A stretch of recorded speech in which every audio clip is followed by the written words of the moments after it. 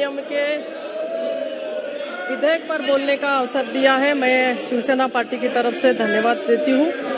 अध्यक्ष सभापति जी, यह स्पष्ट है कि उद्योग क्षेत्र, कृषि क्षेत्र और कई क्षेत्रों की मांग है कि वन भूमि पर बदलाव लाया जाए और बहुत बड़ा दबाव भी हमारे ऊपर इस चीज का है। 1980 का अधिनियम गैर वन उद्देश्यों के लिए वन भूमि के उपयोग पर कुछ प्रतिबंध निर्देश करता है। यह विधेयक अधिनियम के दायरे से वन भूमि को शामिल करने और बाहर करने के मानदंडों को संशोधित करता है। यह उन वन गतिविधियों की सूची के भीतर आता है जिन्हें वन भूमि पर अनुमति दी जाएगी। सभापति जी, मैं बहुत संक्षिप्त में यहाँ पर बोलना चाहूंगी।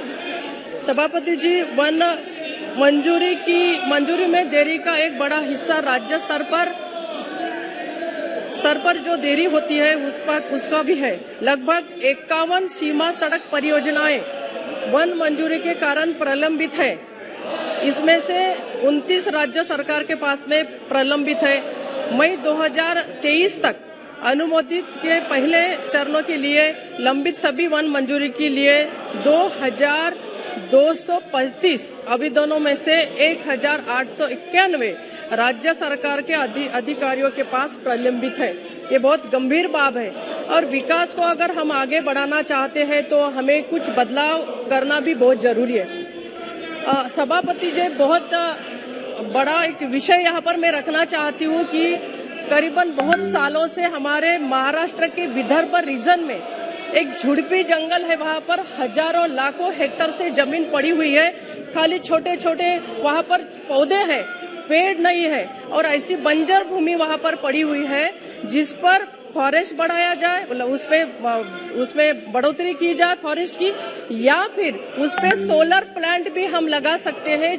जो सोलर प्लांट लगाने से ये होगा कि वहाँ के किसानों को या जो भी कारखानदार हैं उनको भी उसका ऊर्जा आपूर्ति करने के लिए सर 1 ही मिनट लूंगी, तो उसमें फायदा होगा।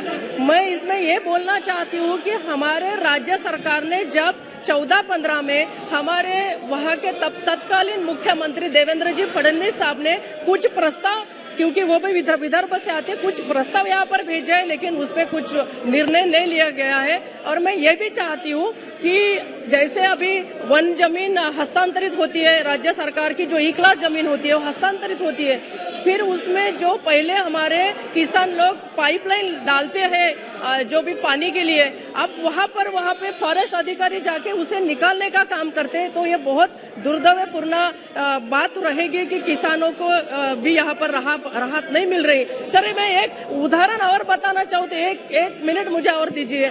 मेरे क्षेत्र में एक गांव है जो क्योंकि मेरे क्षेत्र में ज्यादा संख्या में, तो ऐसे जो गांव है वहाँ पर विश्वास प्रताप पर चर्चा स्वीकृत हो चुकी है। परमिशन तो मिलता है। माननीय अध्यक्ष महोदय दिनांक तय करने वाले हैं, आप तब अपनी बात रखिएगा।